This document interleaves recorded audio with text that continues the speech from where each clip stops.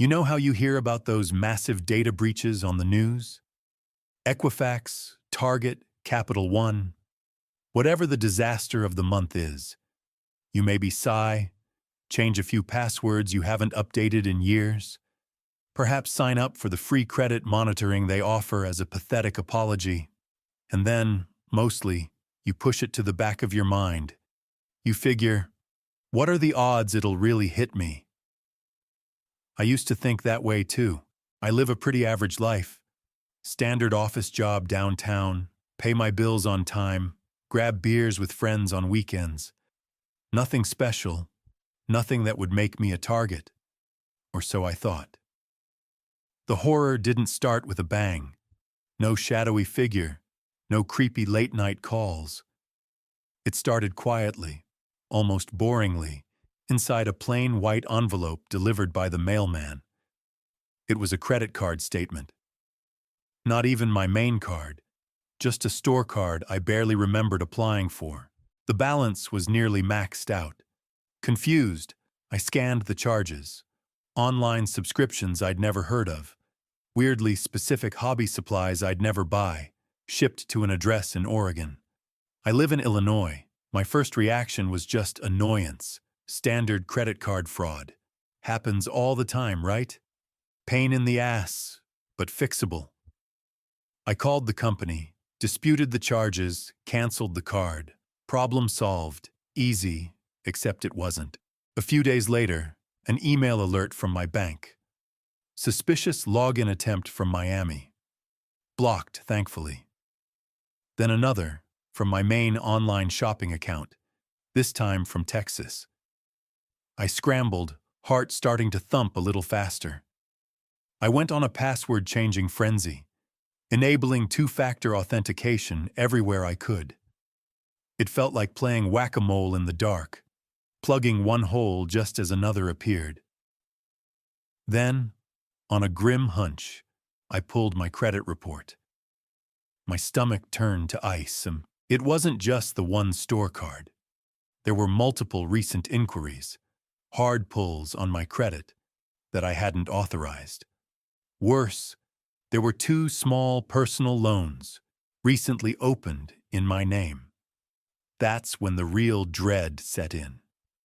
This wasn't just a skimmed card number. They had my social security number. They had my date of birth, my address history. They had the keys to my kingdom. Where did they get it? Was it one of those giant hacks I'd shrugged off years ago? Or had my entire personal profile been scraped, bundled, and sold off by some data broker I'd never even heard of? One of those invisible companies that trade our digital lives like commodities. I had no idea. But whoever this was, they weren't just after quick cash. It started getting personal. Disturbingly personal. My boss called me into her office looking concerned. She forwarded me an email chain, supposedly from me, sent from an address that was just one letter off from my actual personal email. It was full of petty complaints about her management style, snide remarks about coworkers, things that might have flickered through my mind in moments of frustration, things I'd maybe vented about to my closest friend over drinks, but would never commit to writing, let alone send from a work-adjacent account. My blood ran cold. How could they possibly know that stuff? Was my real email hacked too? Or were they just guessing, throwing darts in the dark based on, what? My browse history? My social media likes? Then my friends started calling, texting, confused, wary. Hey, did you really email asking for 500? Said your car broke down? What was that weird story you sent me about your landlord? Sounded kinda nuts. They were getting emails, supposedly from me, fabricated emergencies, requests for money, bizarre and sometimes cruel gossip designed seemingly only to isolate me, to make me look unstable or untrustworthy. That was the truly terrifying part. This wasn't just about stealing money anymore. This invisible entity, armed with fragments of my stolen digital self, wasn't just trying to ruin my credit score. They were meticulously trying to dismantle my life, my job security, my friendships, my reputation. It felt like they were slowly, methodically erasing the real me and replacing me with this malicious, chaotic phantom built from stolen data points. The worst feeling? Utter, paralyzing helplessness. I didn't know who they were, where they were, how much information they truly had, or what they planned to do next. Every phone notification made my heart leap into my throat. Every unexpected email felt like a potential landmine. I was trapped in a state of constant digital vigilance, perpetually looking over my shoulder in a world where the threat was everywhere and nowhere, completely unseen. Of course, I did everything you're supposed to do. Filed a police report. The officer was sympathetic, but basically shrugged, admitting these cases are almost impossible to trace across state lines, let alone internationally. Reported identity theft to the FTC, placed fraud alerts and security freezes with all three major credit bureaus, Experian, Equifax, TransUnion. I started the agonizing, infuriating process of disputing every fraudulent charge, closing compromised accounts, sending copies of police reports and affidavits just to prove that I was, well, me. But fixing identity theft isn't like flipping a switch back to normal. It's a marathon run through bureaucratic hell. It's endless phone calls navigating automated menus, hours spent on hold, listening to terrible music, filling out stacks of paperwork, and constantly having to re-explain the violation, reliving the anxiety over and over. Months later, I'm still untangling the threads. I monitor my accounts like a hawk. I scrutinize every email header, every login notification. The financial damage is slowly being repaired, but the psychological toll, that lingers. The trust I had in basic systems is gone. That naive feeling of digital security is shattered forever. The horror isn't a monster under the bed or a ghost rattling chains in the attic. It's the chilling modern realization of how terrifyingly fragile your identity is. It's knowing that an invisible person, maybe continents away, armed with nothing but stolen bits and bytes harvested from the vast, murky depths of the internet, can systematically attempt to delete you from your own life, causing devastating real-world consequences. And the scariest part? I still have no idea who did this to me. I don't know if they have everything they need. I don't know if they'll ever truly stop. That data trail they followed to find me? It feels like it could lead them back any time.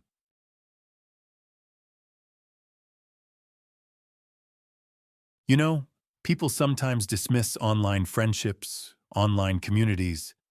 They say it's not real, not like face-to-face connection. Maybe I even thought that a little, way back when. But for years, that game, let's just call it Ethelgard Chronicles, yeah? That MMORPG and the Discord servers connected to it, that community. It truly was my world. It was where I laughed, where I celebrated raid victories, where I made some of the closest friends I thought I ever had. My handle was Serafina. It felt like home. A digital home, sure, but home nonetheless. I never, ever thought that home could turn into a weapon against me. That the very place I found refuge could be twisted to try and destroy my actual real-world life. Until Shadow Lord happened. It started, like these things often do, with something uncomfortable, but seemingly manageable. Shadow Lord, another player, reasonably well known in our guild. He confessed feelings for me. In game chat. It was awkward. I wasn't interested, not even remotely. I let him down gently, politely. Said I valued our friendship in the guild, but that was it. A simple, clear no. I thought he'd be mature about it. I figured, okay, maybe things will be a bit weird for a week. Then back to normal rating schedules. Standard online stuff, right? Wrong. Dead wrong. He didn't take no for an answer. Not even close. First, it was just petty. Annoying. He started spreading rumors about me in the guild chat. Nonsense stuff. Lies about me messing up raid mechanics on purpose or talking trash about other members behind their backs. It stung, yeah, but I figured people who knew me wouldn't believe it. Immature, sure, but contained within the game, right? I could handle that. But then it escalated, drastically. He somehow managed to find my real name, my actual government name, and my social media profiles. I still don't know exactly how. Maybe from scattered pieces of info I'd accidentally shared over the years. A picture background, a stray comment on a forum. I don't know. But he found it. And he didn't just find it. He weaponized it. He started posting my personal information, my real name, the city I lived in, even a frighteningly accurate guess about where I worked. Posting it publicly on gaming forums we both used, on other Discord servers. That's called doxing. He was deliberately exposing my real life to potentially thousands of strangers online. The shock. The absolute violation. I felt seeing my private details plastered online. I felt sick. Physically sick. This wasn't about the game anymore. This felt dangerous. And he didn't stop there. Oh no. He fabricated entire chat logs. Using editing tools or maybe just fake accounts, he created conversations that made me look like I was bad-mouthing my closest friends in the guild, admitting to cheating in game events, saying horrible things. Completely fake. Total lies. And he sent these proofs directly to the guild leaders, to people I considered my friends. And the worst part? Some people believed him. Some people I'd known for years. People I'd laughed with, raided with, trusted. They bought his lies. I started getting cold shoulders in voice chat, ignored in guild messages. Then came the whispers, the suspicious looks, in-game. Soon after, harassing messages started pouring in, not just from him, but from other players. People he riled up, people who believed his fabricated stories. I felt completely alone, isolated, betrayed by the very community I loved. It was heartbreaking, but the absolute peak of this living nightmare, the moment that shattered any remaining sense of safety, was the swatting. You might have heard of it. It's when someone makes a fake emergency call to send a SWAT team, an armed police response to an innocent person's address. Someone. And I am absolutely sure it was Shadow Lord, or someone he pushed, someone he manipulated into doing his dirty work, called 911. They reported a hostage situation, active shooter, something violent and urgent happening at my address. That night, I was just home. Watching a movie, I think, trying to forget the online drama for a few hours. Then suddenly, chaos, shouting, banging so loud it shook the walls. Before I could even process what was happening, my front door exploded inwards. Splintered wood flew, and suddenly my living room was filled with armed police, assault rifles, tactical gear, bright lights blinding me, screaming commands I could barely understand. Guns pointed at me, pointed at my head. I froze. Pure animal terror washed over me. I thought I was going to die, right there, in my own living room, because of some stupid online grudge. It was, without exaggeration, the single most terrifying, horrifying experience of my entire life. I was shaking uncontrollably, couldn't even speak. Luckily, so luckily, no one got hurt. The police quickly realized it was a hoax, a fake call. They were professional, but the damage was done.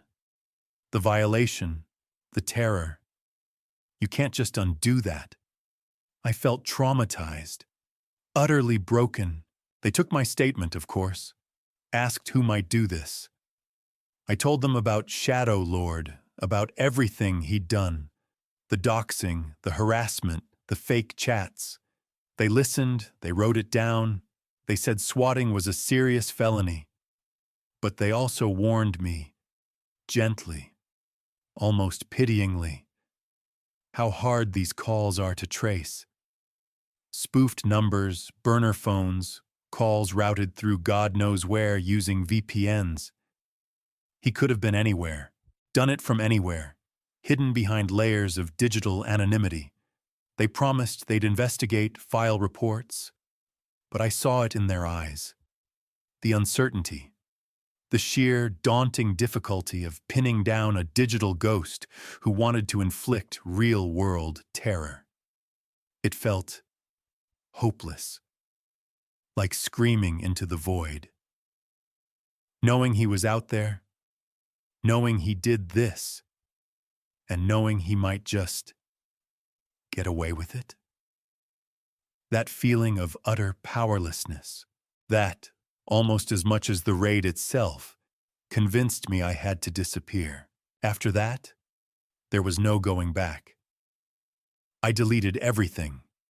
My Serafina account, years of progress, gone, left all the Discord servers, locked down every social media profile I had, made them completely private, scrubbed as much of myself from the internet as I possibly could.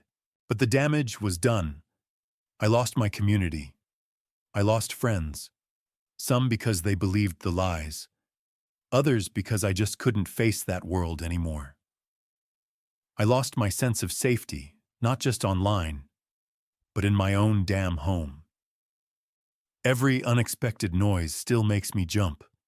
Every siren in the distance brings back that wave of panic, and I know, I just know.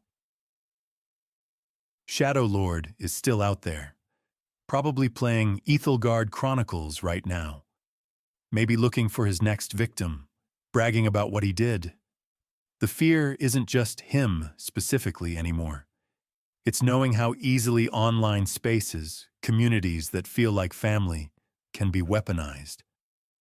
How someone hiding behind a screen can manipulate others, can reach across the digital divide and utterly destroy your real life. That's the horror that lingers. That's the horror that won't log off.